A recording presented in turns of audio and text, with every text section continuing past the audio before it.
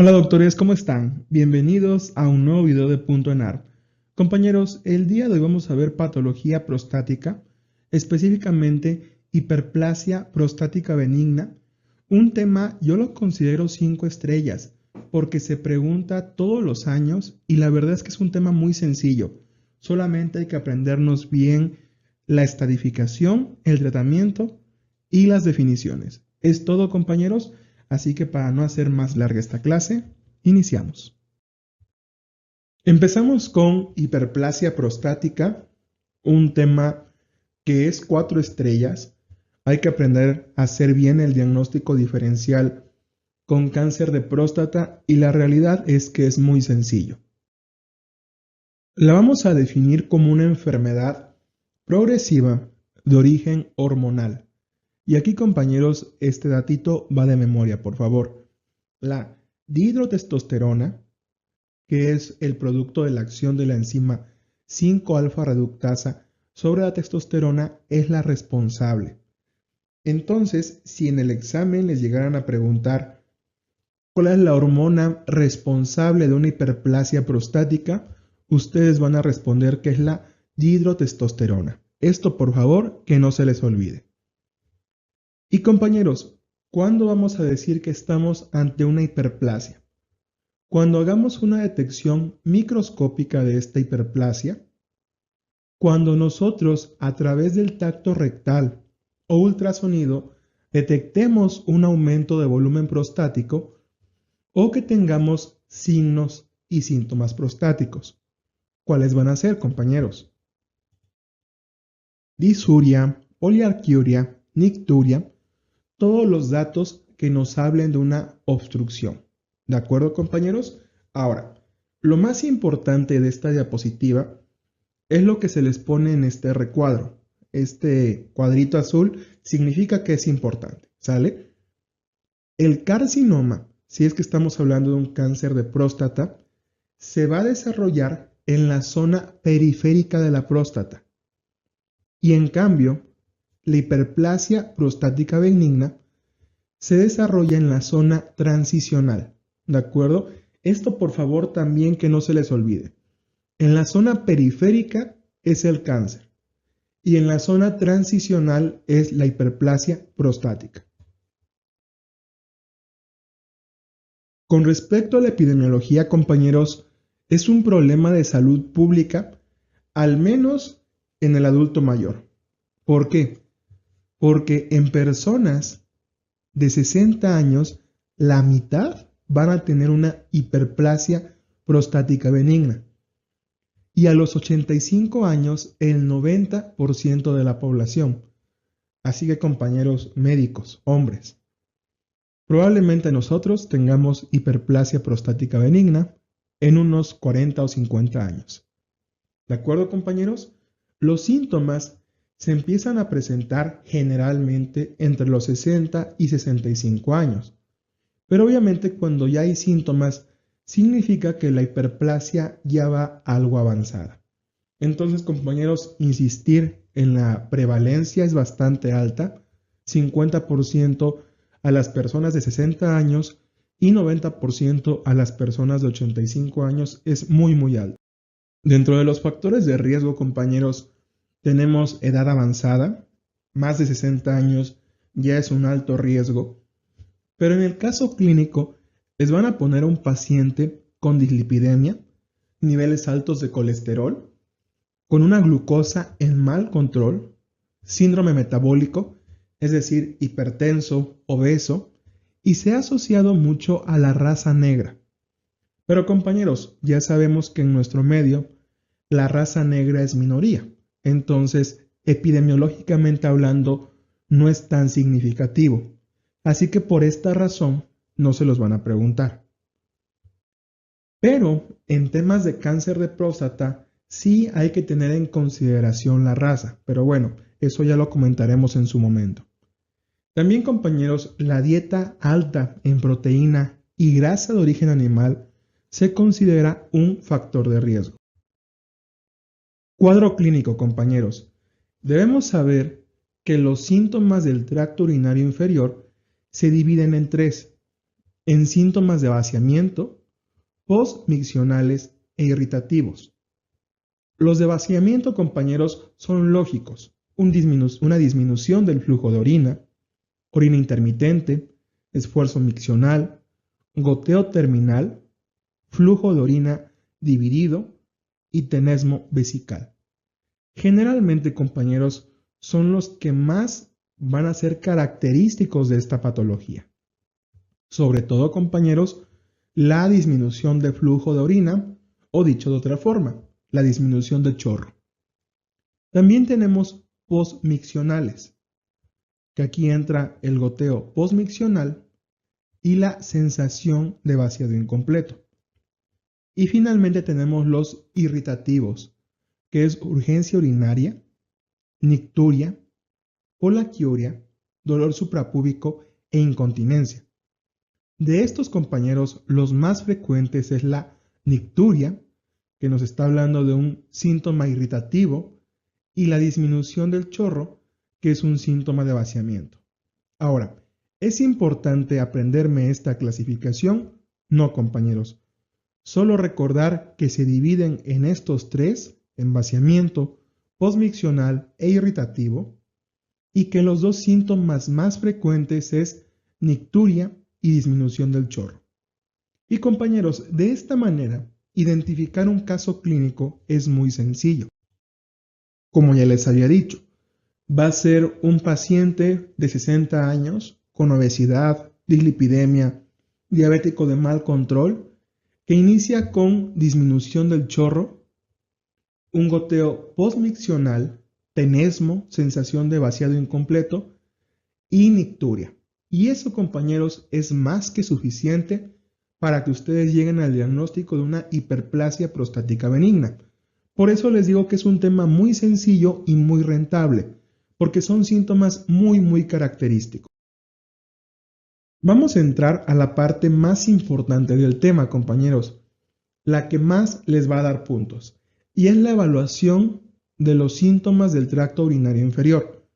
Esto es muy importante, compañeros, porque la hiperplasia prostática benigna no se evalúa tanto en el sentido del tamaño de la próstata o del nivel de antígeno prostático, sino se evalúa de acuerdo a los síntomas del paciente, a qué tanto afecte la calidad de vida, y con base a ello van a dar el tratamiento, ¿de acuerdo? Ahora, para evaluar, compañeros, tenemos dos escalas, la americana y la internacional. La americana evalúa los síntomas de almacenamiento y los síntomas de vaciamiento. Y la internacional, que es la más utilizada, evalúa los mismos síntomas, los mismos criterios, pero además agrega la calidad de vida. Y es esta escala que se les está poniendo aquí. Consiste en hacer preguntas y aquí nos pone la estadificación. De 0 a 7 va a ser leve, de 8 a 19 va a ser moderado y de 20 a 35 severo. ¿De acuerdo? Es importante aprenderme la puntuación y las preguntas que se hacen. Definitivamente no, compañeros. Solo recordar esta clasificación del sistema IPSS, porque repito, con base a ello vamos a asignar un tratamiento. Por ejemplo, si tenemos menos de 8 puntos, es decir, de 0 a 7, tenemos una sintomatología leve. Solamente basta con realizar modificaciones higiénico-dietéticas. ¿Cuáles son? Disminuir la ingesta de líquidos después de las 6 de la tarde, evitar agentes irritantes. Ahora, compañeros, si tenemos de 8 a 19 puntos, ya estamos hablando de una estadificación moderada. En este caso, ya está justificado iniciar con tratamiento médico. ¿Cuál va a ser? Alfa bloqueadores. La famosa tamsulosin, ¿de acuerdo? Es lo que vamos a dar. Y aquí adicionalmente vamos a medir o a pesar la próstata.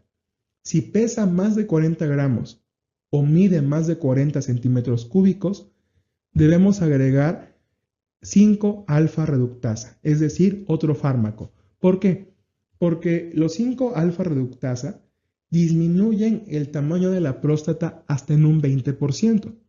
Y de esta manera podemos disminuir los síntomas urinarios secundarios a la obstrucción de la próstata, ¿de acuerdo? O mejor dicho, la obstrucción que está causando la próstata en la vía urinaria.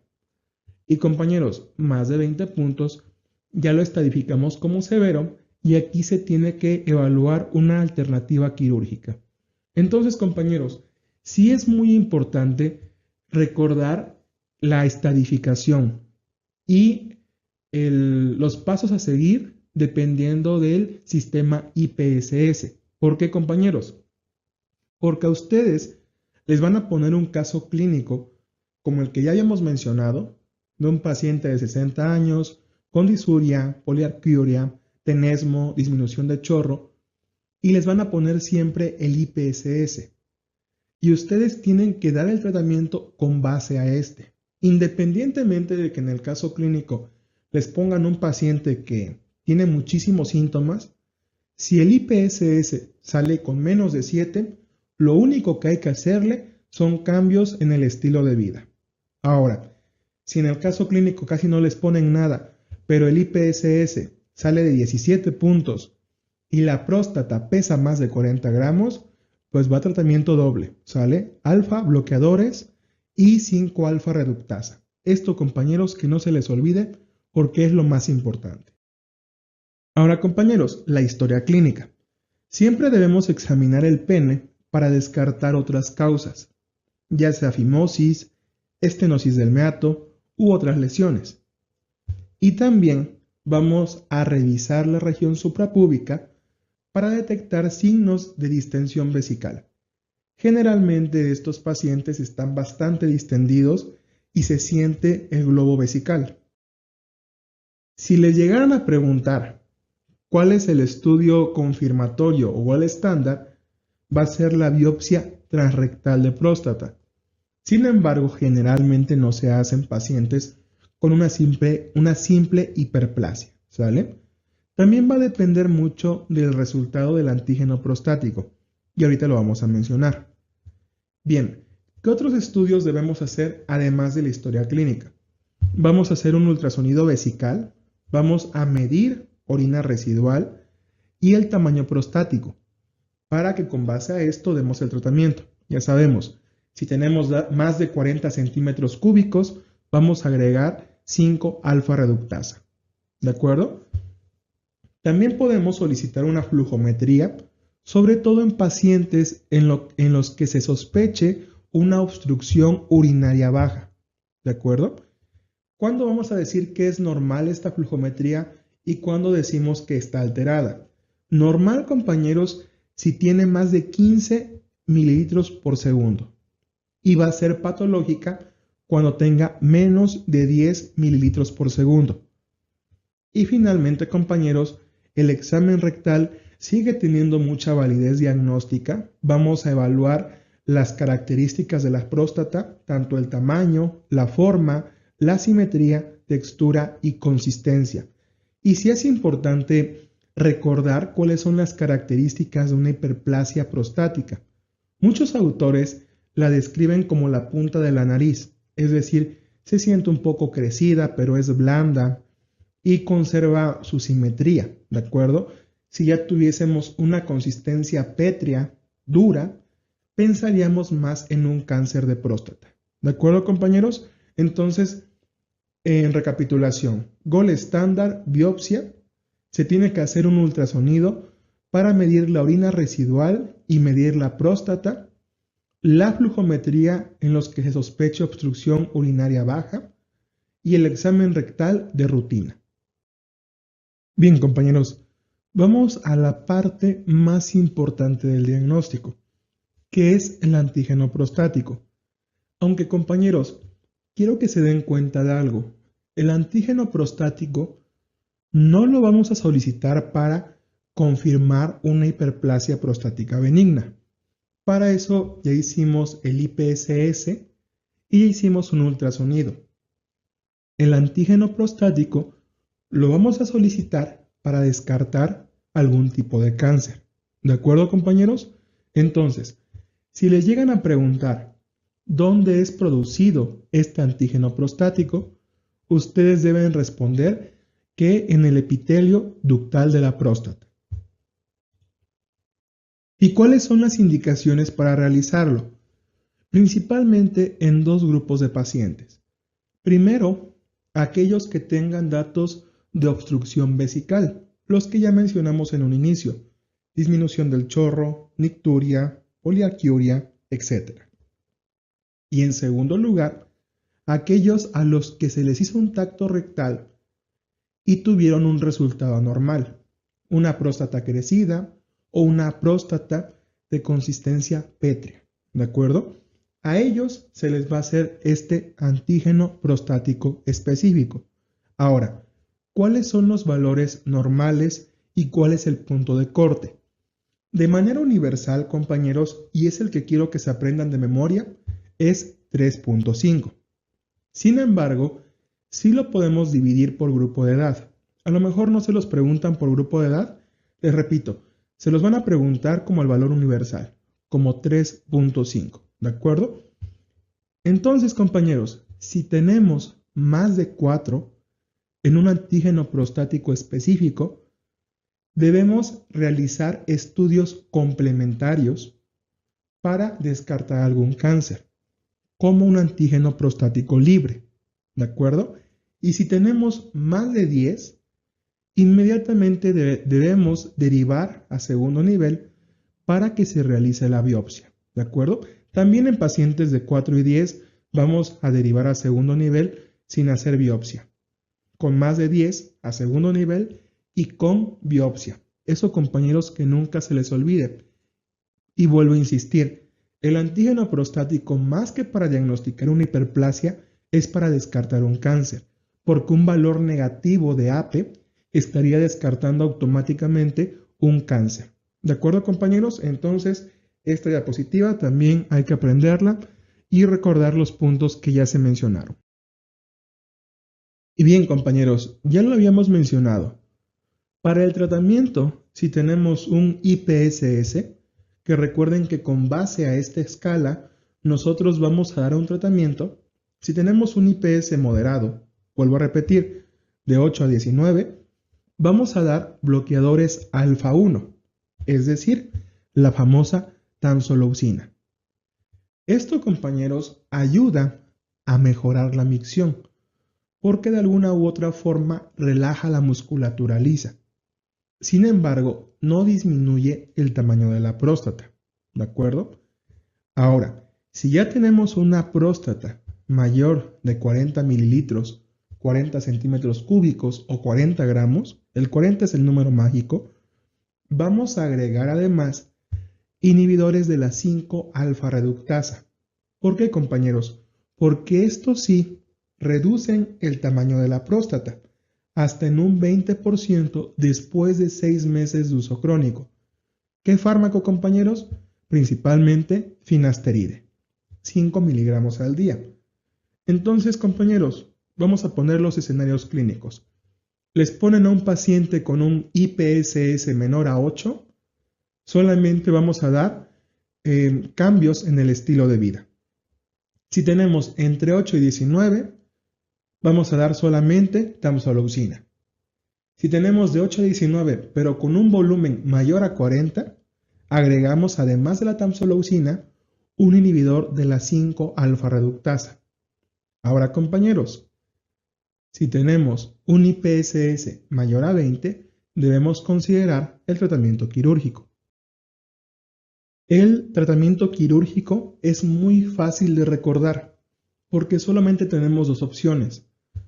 Una resección transuretral prostática, que es el gold estándar, y lo vamos a realizar en próstatas con un volumen de entre 30 y 80 mililitros. Ahora, ¿a quiénes se les va a realizar este proceso quirúrgico, este procedimiento? A pacientes con datos severos, un IPSS severo, pacientes con retención urinaria reiterada, hidronefrosis retrógrada, infección de vías urinarias de repetición, algo que se pregunta muchísimo con litiasis vesical una hiperplasia más litiasis vesical es un criterio absoluto de cirugía y falta de respuesta al tratamiento médico. Ahora, les van a preguntar cuál es la complicación más frecuente de esta cirugía y ustedes van a responder que es la eyaculación retrógrada en un 65 o 70%. Y ahora, compañeros, si tenemos una próstata mayor a 80 mililitros, vamos a hacer una prostatectomía abierta, ¿de acuerdo? Es un procedimiento de preferencia de última opción en estos pacientes de más de 80 mililitros, porque al ser un método invasivo, tiene una morbilidad significativa. Entonces, este lo reservamos solo cuando las próstatas sean mayores de 80 mililitros. Y finalmente, compañeros, esto ya no como tratamiento quirúrgico per se, pero sí en caso de retención urinaria, debemos realizar un cateterismo vesical para, digamos, quitar estos síntomas y evitar complicaciones. ¿Qué pacientes van a tener retención urinaria? Una próstata mayor a 30 mililitros, flujo de orina débil y un antígeno prostático de más de 1.4. Imagínense, sin necesidad de estar elevado ya se considera un factor de riesgo, ¿de acuerdo? En estos pacientes, repito, vamos a hacer un cateterismo vesical. Se puede poner sonda siempre y cuando pase. Si no pasa, no tendremos de otra que hacer un cateterismo vesical. Sin embargo, lo de la sonda, de preferencia, pues no hacerlo porque podremos lastimar al paciente severamente. Hay muchas historias de terror de este tipo, entonces mejor nos quedamos con el cateterismo vesical. De cualquier forma, vamos a ver este tema más adelante en infección de vías urinarias. Bien, compañeros, vamos con los puntos ENAR. Todos son muy importantes, son pocos, pero estos 8 puntos pueden ser preguntados. Empezamos con el primero. Podemos hacer ultrasonido transrectal a estos pacientes, sobre todo a los que van a ser sometidos a una biopsia de próstata. Recuerden las indicaciones de biopsia. Un antígeno prostático mayor a 10. Ahora, la hiperplasia prostática benigna es la causa más frecuente de hematuria en hombres mayores de 50 años. Vamos con las de dificultad media. Recuerden la localización de esta infección, mejor dicho, de esta patología. En la hiperplasia prostática va a ser en lóbulo medio o zona de transición y en el cáncer va a ser en la zona periférica. Esos datos, compañeros, jamás se les tienen que olvidar. Ahora, ya veíamos en la epidemiología que prácticamente todos los hombres van a padecer una hiperplasia prostática si es que llegan a los 80-85 años de vida. Entonces, con justa razón, la hiperplasia prostática benigna es el tumor más frecuente en mayores de 50 años, ¿de acuerdo? En hombres mayores de 50 años. Ahora, compañeros, este dato ya lo había mencionado. En caso de tener un antígeno prostático específico negativo, descarta la posibilidad de un cáncer de próstata. De alta dificultad, compañeros, los antidepresivos tricíclicos están contraindicados en esta patología. Ahora, estas dos preguntas se hicieron en el ENARP 2021. Los efectos secundarios de la tanzoloxina es la eyaculación retrógrada y con respecto a la finasterida es la disminución de la libido, el volumen de la eyaculación también disminuye, hay ginecomastia e hipotencia sexual. Estos datos, compañeros, se preguntaron en el examen del 2021, entonces tienen que conocerlos para recordarlos. Y bueno, doctores, hasta aquí el video del día de hoy. Muchas gracias por quedarse hasta el final. Ya saben, síganos en nuestras redes sociales, Twitter, TikTok, Instagram, Telegram. Ahí saben que mandamos las preguntas diarias y los enlaces para estas clases. Y ya saben, si quieren ser parte de esta familia, los esperamos en nuestra plataforma, en Patreon, planes desde 130 pesitos al mes. Ahí tenemos el curso completo. Es una gran herramienta para que puedan pasar su ENARP. Así que, compañeros, cuídense mucho, un fuerte abrazo, nos estamos viendo.